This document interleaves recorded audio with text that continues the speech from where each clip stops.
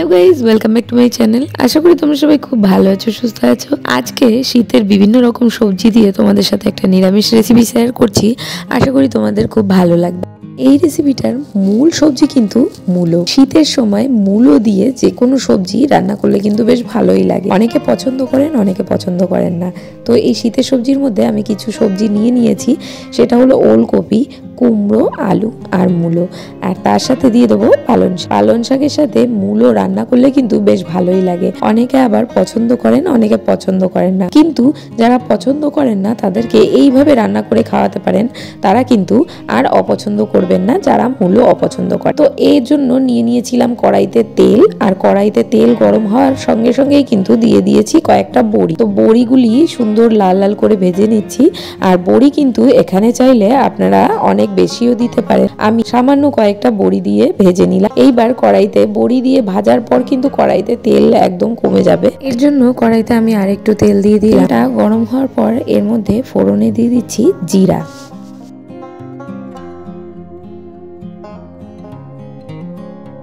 জিরা ফোড়ন দেওয়ার পর জিরাটা যখন ভাজা ভাজা হয়ে আসবে তখনই কিন্তু দিয়ে দিচ্ছি এর মধ্যে রাঁধুনি।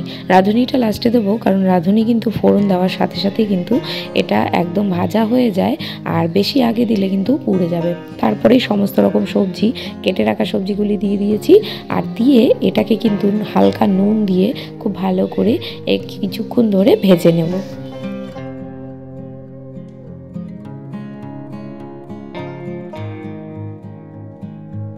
হলুদ নুন দিয়ে বেশ কিছুক্ষণ কিন্তু নেড়েচেড়ে ভেজে নিতে হবে।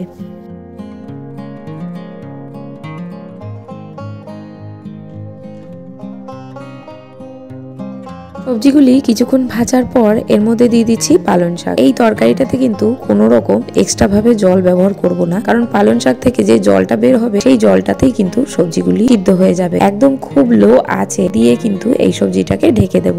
আর বড়িটাও কিন্তু সঙ্গে দিয়ে দিচ্ছি। খুব কম সময়ের মধ্যে কিন্তু এই তরকারিটা রান্না হয়ে যায়। আর রুটি, গরম ভাত যে কোনো কিছুর সাথে কিন্তু এই তরকারিটা খেতে দুর্দান্ত লাগে। তো এই যে এখানে কিন্তু অনেকটাই জল বেরিয়ে গেছে পালং শাক থেকে। আর যদি পালং শাক থেকে এরকম পরিমাণ জল বের না হয়, পালং শাকটা যদি শুকনো শুকনো হয়, তাহলে কিন্তু একটু জল অ্যাড করা যেতেই পারে। আর আমি এবার কিন্তু বড়িগুলি খুব ভালো করে নেড়ে ছেড়ে বড়িগুলি একটু ভাঙা ভাঙা মতন করে দেবো। আর সবজিগুলি চেক করে নিয়েছি, সব কিন্তু খুব সুন্দর মতন সেদ্ধ হয়ে গেছে। খুব বেশি সেদ্ধ হলে কিন্তু খেতে ভালো লাগবে। সবজিগুলি এরকম গোটা গোটা মতনই থাকবে, কিন্তু ভিতর থেকে একদম নরম থাকবে। সেই রকম অবস্থাতেই কিন্তু আমি এই সবজিগুলিকে নামিয়ে নেব। কিছুক্ষণ ভালো করে নেড়ে চেড়ে, আর চাইলে কিন্তু আপনারা চিনি ব্যবহার করতে পারেন। লাস্টে ধনেপাতা আর ভাজা জিরে গুঁড়ি দিয়ে নামিয়ে নেব।